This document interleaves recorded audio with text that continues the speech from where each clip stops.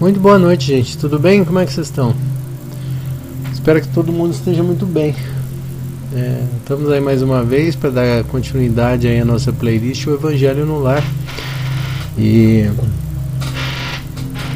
eu não sei o que acontece, cada dia aparece um problema diferente nesses aplicativos, né?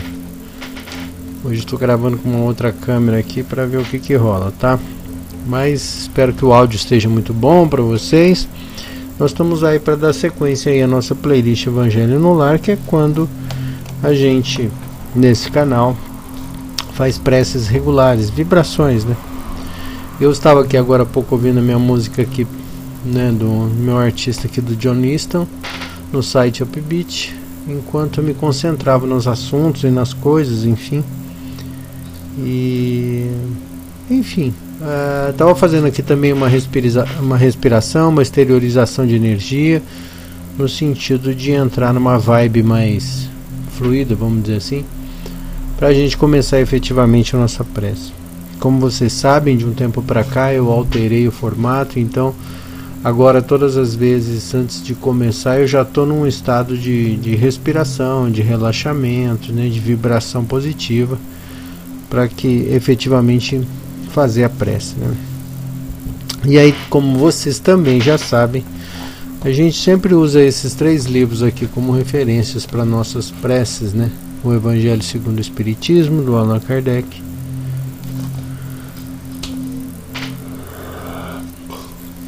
a gente usa também esse livro que a gente está lendo, está chegando no final dele agora, hein? Cirurgia Moral. Aliás, faz já alguns vídeos que eu estou dizendo que está chegando no fim, nunca chega, né? Mas ele está no finzinho, sim, pode acreditar, tá? Esse aqui a gente está lendo na sequência, então, diferente dos outros que a gente sorteia leituras, esse daqui a gente está lendo na sequência. E por último, não menos importante, estou olhando para trás ali, porque tem um gato aqui, que na minha casa é um corredor de gatos, vamos dizer assim, né? Eu tenho 2 que são meus, mas enfim, os gatos ficam circulando pela minha casa, os gatos da vizinhança. E tem um agora, gato estranho ali agora, comendo a ração, que fica à disposição ali dos meus bichinhos. Enfim. E aqui nós temos aí, ó, Flor do Dia, né? Que é esse livro aqui também, que tem uns apontamentos bem interessantes a respeito do comportamento social e por aí vai. E tem umas ideias muito boas, né, para reflexão nesse livro Flor do Dia, do Sri Prembaba.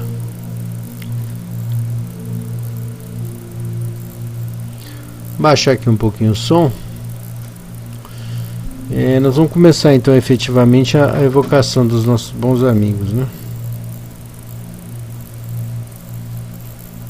Tô olhando aqui, ó, porque hoje eu trouxe para cá isso daqui é um pedaço de... eu não sei o que é isso aqui não. Eu encontrei isso aqui numa estrada. Ela parece um pedaço de pedra, mas ao mesmo tempo é um galho. Mas ela é atraída pelo ímã, então ela tem muito ferro dentro dela. Eu não consigo identificar o que é. Deve ser uma rocha, um galho calcificado. Eu não sei explicar o que é isso aqui. Então ele fica aqui na minha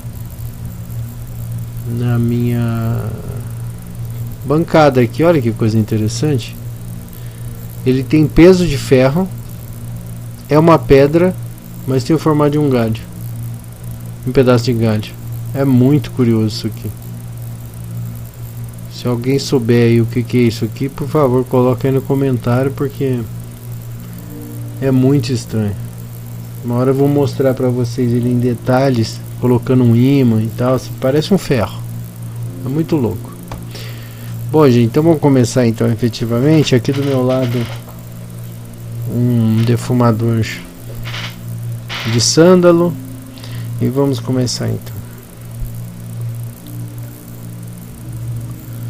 Queridos amigos, bons espíritos, mais uma vez estamos aqui para gerar uma vibração positiva em prol daqueles que necessitem ou a quem possamos ajudar.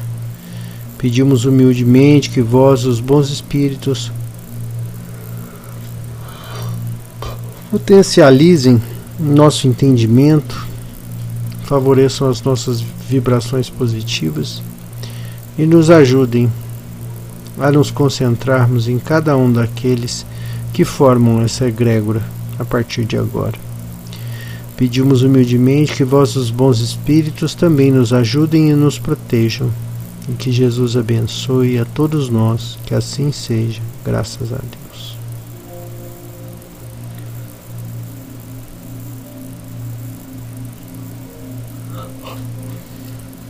Pai nosso que estais nos céus, santificado seja o vosso nome, venha a nós o vosso reino e seja feita a tua vontade, assim na terra como no céu.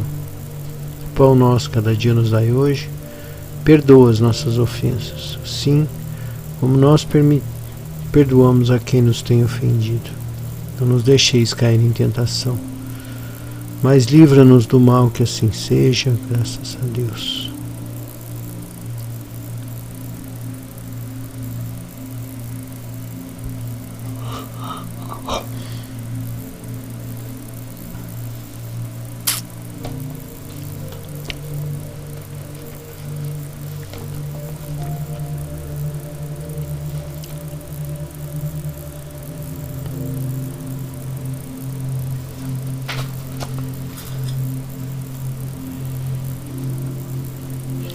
Escândalos. Isso aqui está na página 105, tá?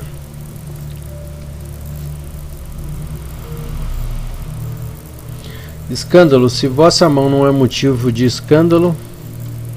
Não. Desculpa. Escândalos. Se vossa mão é motivo de escândalo, cortai-a. Aquele que escandalizar, porém, a um desses pequeninos que creem em mim, melhor que se fora que se lhe pendurasse ao pescoço uma grande mó e a lançasse ao fundo do mar. Ai do mundo por causa dos escândalos, porque é necessário que sucedam escândalos. Mas ai daquele homem por quem vem o escândalo. Ora, se tua mão ou teu pé te escandalizam, corta-o e lança-o fora de ti. Melhor te entrar na vida manco ou aleijado do que, tendo duas mãos ou dois pés, seres lançados no fogo do inferno. E se teu olho te escandaliza, tira-o e lança-o fora de ti. Melhor é entrar na vida com um só olho do que tendo dois e seres lançados no fogo do inferno. Vede, não desprezeis alguns desses pequeninos, porque eu vos declaro que os anjos do céu incessantemente estão vendo a face do meu Pai que está nos céus, porque o Filho do Homem veio para salvar o que havia perecido. Isso aqui está no Evangelho segundo Mateus, capítulo 18, versículos 6 a 11. E se teu olho de direito te serve de escândalo, arranca-o e lança-o fora de ti, porque é melhor que se perca um dos seus membros do que todo o teu corpo ser lançado no inferno. E se a tua mão direita te serve de escândalo, cortai-a e lançai-a fora, porque melhor é que se perca um dos teus membros do que todo o teu corpo ir para o inferno. Isso também está no Evangelho segundo Mateus, capítulo 5, versículo 29 e 30. Aí vem a explicação. No seu sentido vulgar, escândalo é tudo aquilo que choca a moral ou as regras da sociedade de uma maneira evidente, que atrai as atenções. O escândalo não está na ação em si, mas sim na repercussão que ele provoca. A palavra escândalo está sempre associada à ideia de um certo tumulto e alvoroço.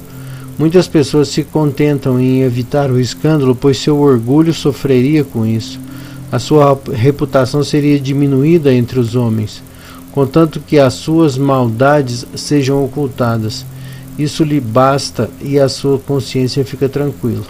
Esses são, conforme as palavras de Jesus, sepulcros caiados por fora, mas cheios de podridão por dentro, vasos limpos por fora e sujos por dentro. E é muito amplo o significado das palavras escândalo, tantas vezes usada no Evangelho. E precisamos compreender o seu alicerce. Escândalo não é somente o que ofende a consciência dos outros é também tudo que resulta dos vícios e das imperfeições dos homens, toda reação má de indivíduo para indivíduo, com ou sem repercussão. Escândalo, nesse caso, é o resultado efetivo do mal moral. É necessário que sucedam escândalos no mundo, disse Jesus, porque os homens, sendo imperfeitos na terra, são tendentes a fazer o mal, e porque as árvores ruins dão frutos ruins. É preciso, pois, entender com essas palavras que o mal é uma consequência da imperfeição dos homens, e não que exista para eles a obrigação de praticá-lo. É necessário que sucedam escândalos, pois os homens, estando em expiação na terra, punem-se a si mesmos pelo contato dos seus vícios, dos quais são as primeiras vítimas e cujos males acabam por compreender. E, somente depois que estiverem cansados de sofrer seus efeitos, procurarão remédio no bem. A reação desses vícios serve, portanto, ao mesmo tempo de castigo para uns e de provação para outros. É assim que Deus faz surgir o bem do mal, e que os próprios homens tiram ensinamentos de coisas ruins ou desagradáveis. Se assim for, poderá-se dizer que o mal é necessário e sempre existirá, e se desaparecesse, Deus ficaria sem um poderoso meio de castigar os culpados. Portanto, é inútil procurar melhorar os homens. Mas, se não houvesse mais culpados, não haveria necessidade de castigos. Suponhamos que toda a humanidade fosse transformada em homens de bem. Ninguém procuraria fazer mal ao próximo e todos seriam felizes, porque seriam bons. Tal é o estado dos mundos evoluídos de onde o mal foi excluído. E assim será o estado da Terra quando tiver progredido o suficiente. Mas alguns dos mundos avançam, outros se formam, povoados por espíritos primitivos e que servem, por outro lado, de morada e exílio e de lugar de expiação para espíritos imperfeitos, rebeldes e que permanecem no mal, e que são rejeitados por mundos que se tornaram felizes. Eu vou parar por aqui porque esse tipo de leitura é o tipo de leitura que para mim me provoca muito. Afinal de contas, ele está eivado, ele está cheio de imagens de um Deus punitivo, né? Que parece que é o seguinte, né? Nós estamos aqui na Terra para ser castigado, nós nascemos aqui para ser castigado. E obviamente eu não sei da onde e nem quem foi que escreveu esse texto, mas eu não concordo com ele em nada. Eu acho que pode haver dentre esse universo de pessoas, um ou outro que, vamos dizer assim, seja castigado, e não por Deus, mas seja castigado pelo seu próprio comportamento, né, inadequado dentro de um certo contexto, vamos dizer assim, né, e por conta disso ele, né, eu vou dar um exemplo. Se você, por exemplo, é convidado para ir a uma festa e você resolve ir com um sapato apertado, muito apertado no seu pé ou desconfortável, você chegando na festa, você vai se sentir mal, certo? E aí lá nessa festa, você se sentindo muito incomodado com esse sapato, você tem uma grande ideia de tirar o sapato. E aí por conta disso você acaba pisando num lugar, se machucando ainda mais. Aí você vai dizer o quê? Que foi Deus que te resolveu fazer isso com você, por exemplo? Foi o dono da festa que é o responsável? Não. O que você sofre pode ser, obviamente, uma não acuidade para aquilo, né? Uma não percepção, uma não falta de raciocínio às vezes, falta de aprendizado, falta de conhecimento simplesmente, né? E de não levar um sapato mais confortável para colocar no final da festa, enfim, para se precaver da situação, falta de conhecimento, pura e simplesmente porque você não experienciou aquela situação antes. Então não dá para ficar culpando o dono da festa porque você se sentiu mal. Foi simplesmente porque você não teve um comportamento condizente, vamos dizer, com aquela realidade, com aquele plano, com aquele lugar, né? E tem uma coisa que eu acho que para mim está cada vez mais clara, E é uma ideia que eu compartilho, não sei se vocês acham que isso faz algum sentido, mas para mim ela faz muito. Que basicamente, para mim, nós somos espíritos, consciências que viemos de alguns lugares, não sei que lugar foi esse que nós viemos, mas a gente veio para cá e como nós estamos ainda no começo, dando os primeiros passos do desenvolvimento, do despertar consciencial, nós ainda temos muito medo. Provavelmente porque a gente está no começo dessa escalada evolucional, vamos chamar assim. E aí por conta disso a gente ainda age com muito medo. O animal que ataca por instinto, ele ataca simplesmente quando ele está com medo. Um animal selvagem, por exemplo, ele ataca em duas situações: quando ele está acuado e quando ele está com muita fome. Entende? É nesse momento que ele... E nós não somos diferentes disso. Então assim, por exemplo, essa hipocrisia que a nossa inteligência desenvolveu é um meio de se preservar, né? É um meio de se preservar, se você for analisar em última instância. Porque é o seguinte, veja, se eu vou dar um exemplo assim, sei lá, sabe? Poderia dar um exemplo assim, ó. Se você chega na frente de um imperador ou de um rei maldoso, sei lá, né, um tirano qualquer, e você sabe que se você abrir a sua boca você vai morrer, né? Se você falar a verdade você vai morrer, o que você faz? Você fala, bom, se eu abrir minha boca e falar a verdade, falar o que eu sei, eu vou morrer. E o que você faz? Você mente para se preservar. Não é isso que você deveria fazer na maioria das vezes? Você fala assim, bom, não adianta, já vi que todo mundo que cai aqui na frente desse cara morre por falar a verdade. Eu vou falar a verdade? Não. Vou, na medida do possível, falsear a verdade, vamos dizer assim, dizer inverdades, né? Ou seja, eu vou criar um simulacro de uma situação para me preservar. E é assim que nós estamos nesse estágio ainda evolutivo, né? A gente, quando não se agrada de uma situação ou quando não concorda com alguma coisa, a gente cala. Porque a gente é tão primitivo ainda que a gente não consegue se expressar sem ofender o outro. Então a gente se cala. E isso, de certa maneira, é um princípio da falsidade, da hipocrisia. E na nossa sociedade, como está todo mundo o tempo inteiro se borrando de medo das situações, né? Como a gente está o tempo inteiro não querendo fazer os enfrentamentos necessários, né, da vida em sociedade, a gente acaba falseando, ignorando, tentando diminuir o outro. A gente sempre está criando um jeito de autopreservação, porque toda ameaça, tudo em volta de nós que nós não conhecemos acaba virando ameaça. E o jeito de se preservar dessas ameaças é, se eu puder, sei lá, me levantar contra o imperador e destruir o imperador, beleza, eu vou fazer. Mas se eu não conseguir, eu vou ficar quieto, porque senão morro eu.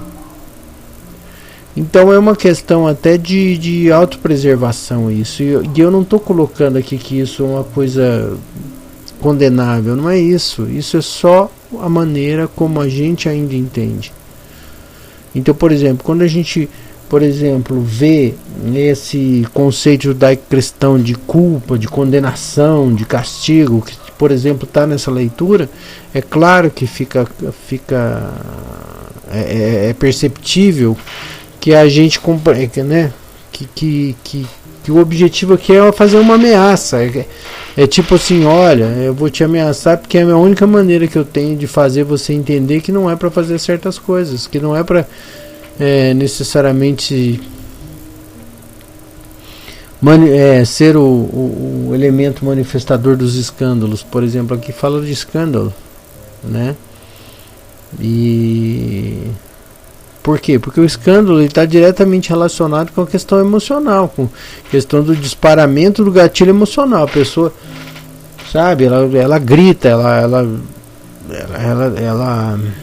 Ela se arvora, ela é expansiva, ela é, sabe, ela cria, gera confusão, entende? E aqui, por exemplo, ele fala que é isso tudo, esse comportamento é um comportamento produto do mal moral. Eu não concordo com isso, não acho que seja um produto do mal moral, mas eu acho que é assim, se a gente pudesse falar de moral, é produto da falta de moral e não do entende? Então assim, a gente não é nada, a gente é muito pequenininho ainda, entende? A gente não sabe nem se expressar ainda, né? A gente ainda não foi educado, a gente não está ainda num momento de civilidade o qual permita que nós possamos naturalmente nos manifestarmos sem diminuir o outro, sem brigar com o outro, sem fazer escândalo, sem gritar, sem, sabe?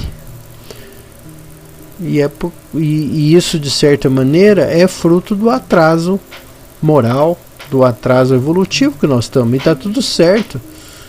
A questão é que não adianta querer esconder esses comportamentos e fingir que isso não acontece, porque isso não ajuda na nossa evolução, muito pelo contrário. A partir do momento que a gente começar a encarar as nossas dificuldades, a nossa pequenez, né, o nosso tamanho ridículo, aí sim a gente vai ter condições, vai começar a caminhar um pouco mais rápido em direção a essa tal evolução espiritual, né? E é engraçado que isso é tão normal, isso é tão comum, é tão corriqueiro que a gente sequer consegue imaginar um mundo sem isso. Porque se você for pensar, hoje em dia a gente está falando até com sei lá, seres de dimensões magníficas, incríveis, seres de outro planeta, grandes revelações universais, universos paralelos, mas a gente não consegue sequer falar com, sei lá, alguém da nossa família sobre sentimento, emoção, incomodação. A gente não consegue falar com um colega de trabalho sem colocar, por exemplo, alguma limitação no comportamento dele ou algum cerceamento nas nossas palavras. A gente não consegue. Então, olhando para essa leitura aqui, eu não concordo com um monte de coisa dela. Eu acho que esse conceito de culpa não cabe. Você não pode culpar sei lá, um gato, por exemplo, porque ele derrubou o porta-retratos. Entendeu? Você não pode, em sã consciência, né, com nível mínimo, ridículo de consciência, culpar o gato porque ele derrubou o porta-retrato. Culpado é só você de colocar esses dois elementos no mesmo lugar, um gato e um porta-retrato. Então assim, se você fica nervoso com isso, você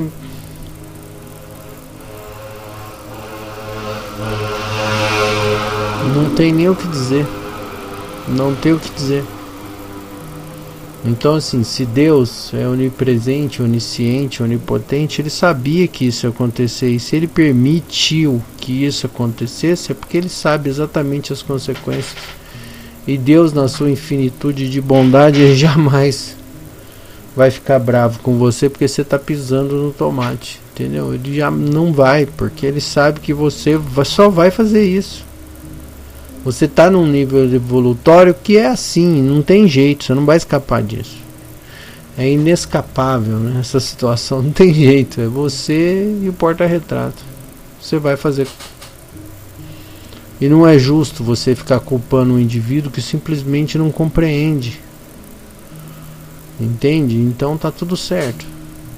Tá tudo certo. Tá bom? Enfim. Essa é apenas a minha singela opinião. Tá bom? Vamos fazer uma prece. Aproveitar isso. Eu gostaria de fazer uma prece pelos os pacientes, especificamente as pessoas que estão tratando tipo de doença em específico, que é o câncer. Pessoas que desencarnaram pelo câncer também. Não é porque, de certa maneira, essa doença gera um tipo de vibração que eu acredito que ela é particular, né? Eu acho, né? Assim como cada doença tem a sua particularidade vibracional, eu acho, mas o câncer tem a sua, e eu acho que a ideia aqui, pelo menos, é que a gente conseguisse de alguma maneira, com a ajuda dos bons amigos, acessar essa vibração e emanar as melhores vibrações para essas pessoas, né? Afinal de contas, todos nós temos tetos de vidro, né? A gente ainda enfrenta no atual momento a falta de descoberta da cura dessa doença ainda, né? E também colocar nas nossas vibrações os melhores votos para que a espiritualidade possa colaborar com os nossos pesquisadores, os nossos médicos, os nossos enfermeiros, todos os profissionais de saúde, para que eles todos os dias possam melhorar a condição e também caminhar em direção da cura. Tá certo? Vamos lá?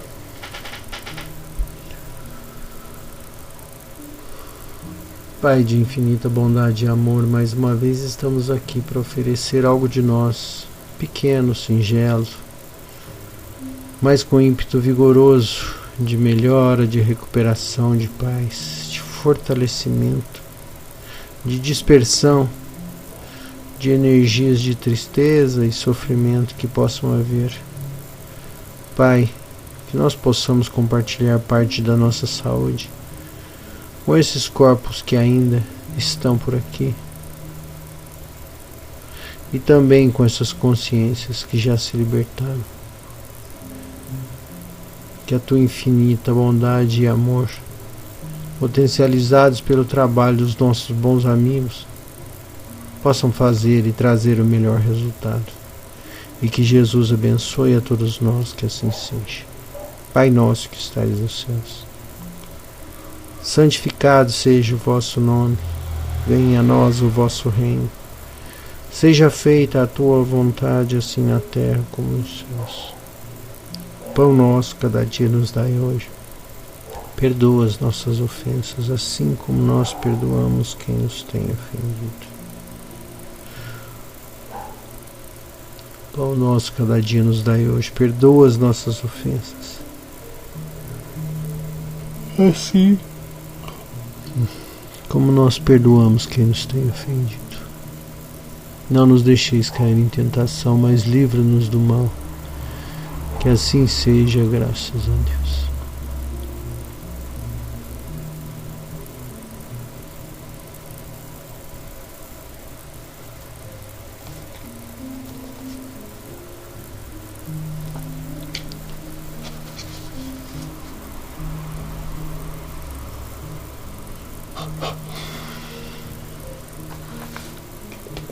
Página 151. Não defendas os teus erros.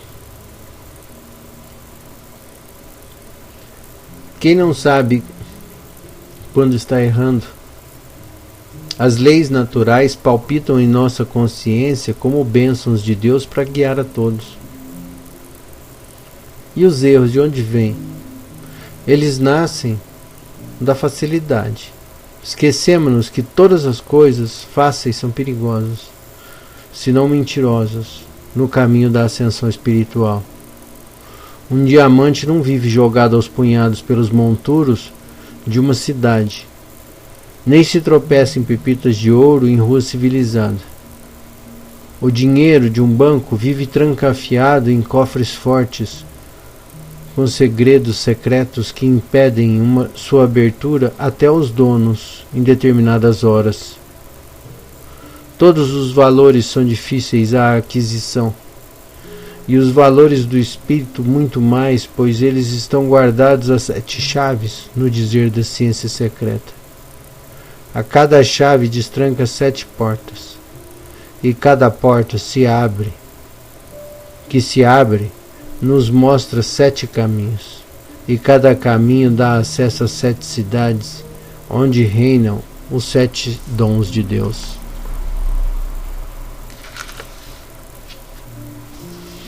É mais ou menos assim o caminho da perfeição da alma. As sendas da evolução requerem muito esforço próprio, muito burilamento espiritual na vida do candidato, para que ele possa se tornar depois uma estrela a fazer parte do céu. Quem custodia os seus próprios erros ainda não pensou em cultivar as virtudes e está muito distante de sentir-se feliz. O patrocinador de faltas é carregador de quinquilharias, iludindo-se a si mesmo como se possuísse ouro valioso. E o abonador dos defeitos labora em falta grave por ser consciente que o faz por vaidade e por força do orgulho. Deus não deixou ninguém iludido. As leis foram feitas para todas as criaturas em todos os mundos que circulam no infinito. Todo camponês conhece a boa semente e sabe qual o melhor tempo para semeá-las e como escolher as terras férteis. Cada um de nós é agricultor na grande vinha da mente. Sabemos cuidar desde o princípio da nossa razão. Responderemos pelos descuidos e por franquear o lançamento de sementes malignas à nossa casa mental. Quem não defende erros está a caminho do certo, e quem pensa na renovação da sua própria vida, tendo como instrumento o Evangelho, despertou para a libertação e está na posse da luz de Deus no coração. Companheiros, estamos passando variados processos de elevação espiritual. No entanto, cabe a nós não abrigar mentiras quando conhecemos a verdade, nem alimentar ilusões quando estamos assegurados pela fé e pela confiança. Esses caminhos que estamos pesquisando são tortuosos, cheios de espinho. Qualquer descuido e somos agredidos pelas trevas que existem conosco há muito tempo. Acendamos a luz para que ela brilhe pelos nossos esforços. Como é lindo ver e sentir uma alma quebrando as amarras que a rodeiam, que a prendem há milênios. Se persistirmos nesse esforço sagrado, rasgaremos o véu que nos faz sofrer, e mãos de luz irão estalar, consagrando a nossa vitória e nos fazendo integrar no mutirão da luz que trabalha em favor da coletividade, por amor. Meu irmão, se até hoje te faltou coragem para a reforma interior, busca o Cristo pelos meios de que dispões, que Ele te dará energias suficientes para o empreendimento que desejas começar no teu mundo interno.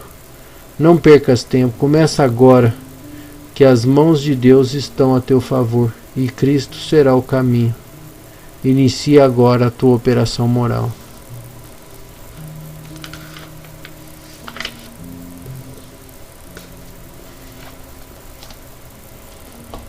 Tive aqui um apelo do Lancelin, né, para a gente fazer uma autoanálise constante, né, a respeito das nossas atitudes, da nossa autoindulgência, né, que às vezes ela é exagerada, né, e às vezes ela é equilibrada, porque se a gente cada vez mais mergulha nesse universo maluco, né, no universo da sociedade, vamos chamar assim, com seus meios, os seus jeitos de agir, interagir, a gente precisa de uma certa autoindulgência para sobreviver, né? Para, vamos dizer assim, suportar essas pressões. Mas obviamente tudo precisa de um bom senso, né? E cabe a nós mesmos saber até onde mergulhar, né? Nesse universo, nessas cataratas, né? Da sociedade civil, vamos dizer assim. A gente tem que saber o que a gente bota para dentro da nossa cabeça, da nossa vida, das nossas consciências, né? E vão de coisas simples, desde o tipo de conteúdo que você costuma acessar, o tipo de coisa que você processa, o tipo de palavra que você solta da tua boca. Isso daí é uma busca interminável, né? A gente tem que estar o tempo inteiro atrás disso, reparando naquilo que a gente fala, né? Nos nossos comportamentos, nas nossas ações. Tudo isso é importante para que a gente vá lentamente, no seu tempo, no tempo de cada um, se libertando dessas amarras terríveis, né? E aí não tem culpado. Porque Deus esperou e Deus espera, e Deus esperará. Deus vai continuar esperando que a gente corrija essas coisas o tempo que demorar. Então você é livre e feliz para corrigir isso. Você tem todo o tempo do mundo para corrigir isso. E a única pessoa que vai pagar o preço da não correção dessas coisas é você mesmo. Se vocês se lembram bem, a gente começou aqui agora, né, essa reflexão do dia falando justamente disso, né? Se eu vou para uma festa com uma vestimenta inadequada, a única pessoa que vai sofrer sou eu mesmo. Então que a gente possa, na medida do possível, estudar sobre a festa, sobre o ambiente, o que nós vamos fazer lá, qual que é a melhor maneira da gente ir, o que a gente poderia fazer. E aí a responsabilidade é inteiramente sua, do seu conforto ou do seu desconforto, né? Lembrando, obviamente, que se a gente estiver lapidando alguma coisa em nós, a gente está numa zona de não confortável. Se a gente estiver conseguindo reparar em nós os nossos maus hábitos, a gente não está numa região confortável. A gente está o tempo inteiro tentando corrigir algo que a gente percebe que não é legal na gente, né? Então cabe a cada um fazer essa imersão dentro de si mesmo e encontrar o seu caminho, sem grandes gurus espirituais, sem nada. É pura e simplesmente por sua conta e risco, usando os meios que você tem para chegar até Deus, como o Lancelin fala aqui nessa leitura, né? Cada um tem que buscar os seus meios de encontrar o seu Deus interno e se libertar dessas amarras terríveis que continuam prendendo a gente no passado. Tá certo? Uma coisa que sempre permeia os meus pensamentos é o seguinte: o universo está em movimento de ascensão o tempo inteiro. E se você não acompanhar isso, você fica para trás. Entende? Então faz parte. A gente ficar em movimento, não dá para ficar parado. Não dá para fingir que não é com você. É sobre você. É sobre o seu comportamento. Tá certo? Sem hipocrisia, sem falsear, simplesmente assumindo as tuas dificuldades e tentando melhorar todos os dias. Essa é a verdadeira e única espiritualidade. Tá certo? Independente de qual seja o seu credo, da sua religião, não importa. Isso não importa. E só para concluir essa ideia, às vezes uma pessoa que não tem nem relação com nada, com a igreja, com credo, com Cristo, com Buda, com ninguém, às vezes ela tem uma espiritualidade muito mais alta, porque o senso ético dela e de sociedade é muito mais aguçado do que todo o resto. E aí ela tem um comportamento muito mais espiritual do que o cara que fica falando de Jesus e de Deus todo dia, que fica gravando vídeo toda semana, entendeu? Então assim, que a gente possa buscar segundo cada um, né? Possa buscar segundo os seus interesses e a sua disponibilidade essa espiritualidade interior. Tá certo? Vamos fazer uma prece para pedir aos amigos que nos ajudem na nossa saga, na nossa corrida, na nossa caminhada. Vamos lá? Aqui eu sempre abro esse espaço para que as pessoas pensem nos seus desafios imediatos, né? Para que os bons espíritos possam ajudar cada um, porque eles sabem exatamente aquilo que nós enfrentamos e aquilo que nós merecemos. Vamos lá? Pai de infinita bondade e amor, teu nome seja louvado.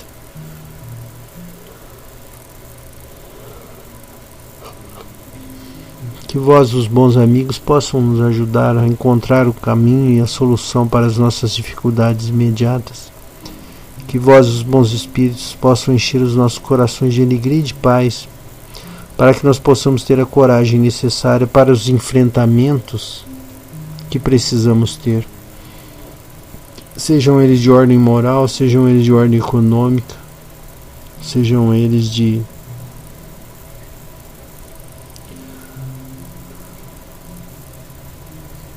aperfeiçoamento pessoal, sejam eles de aprender a calma, a lucidez, a paz.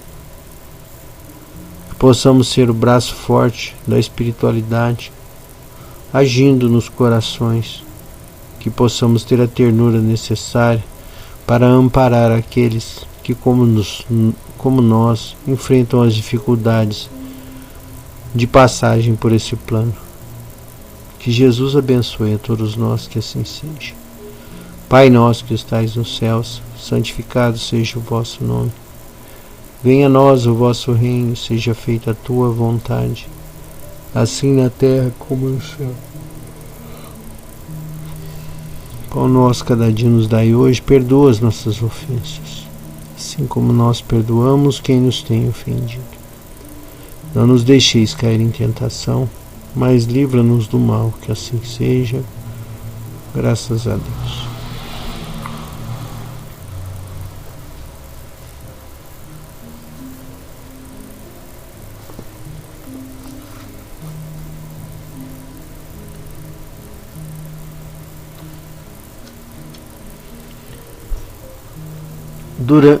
Razão da existência.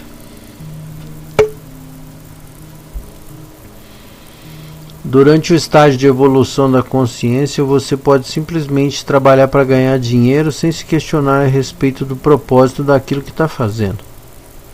Mas quando a sua consciência começa a expandir, você naturalmente se questiona a respeito disso, pois é a consciência do seu propósito no mundo que proporciona a sensação de pertencimento e de preenchimento que você tanto busca. Estando consciente do que veio fazer no mundo, você utiliza sua energia, os seus dons, para realizar essa meta. Você segue tendo uma razão para continuar levantando da cama todas as manhãs.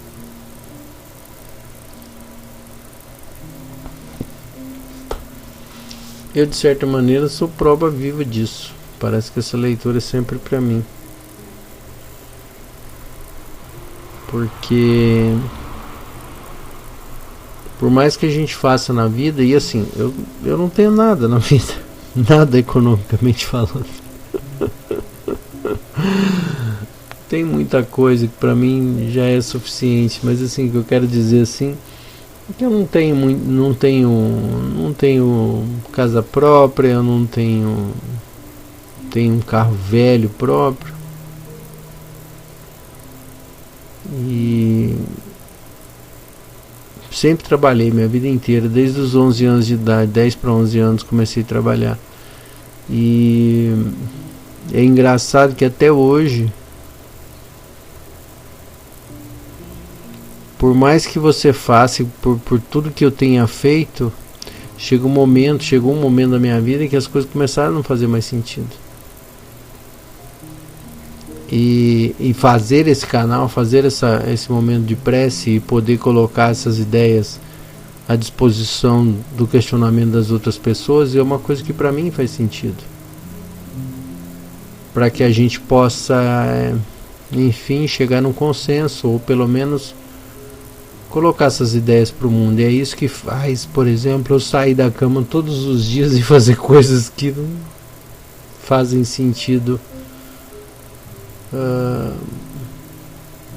para mim, a não ser o fato de pagar boleto. Negócio louco, né? A gente paga os boletos que vem, às vezes gosta de uma coisa ou outra, mas aquela chama inicial da juventude já não existe mais, né? Então simplesmente a gente trabalha para continuar por continuar trabalhando, fazendo o melhor que a gente pode sempre. Mas isso já não é mais aquela coisa aqui, né?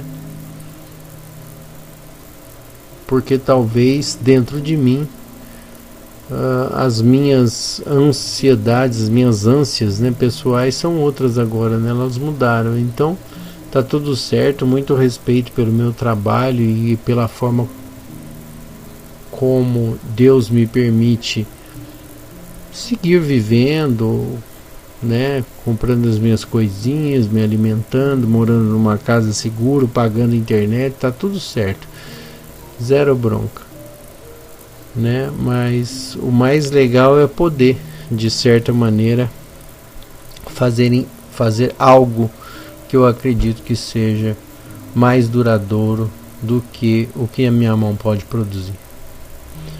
Tá certo? Então o resto que passa além disso é reflexão, e eu espero que a gente possa se encontrar em breve em mais um Evangelho no Lar, tá bom? Pra gente continuar refletindo sobre a razão da gente existir e a espiritualidade. Muito obrigado pela presença de vocês, boa noite e até!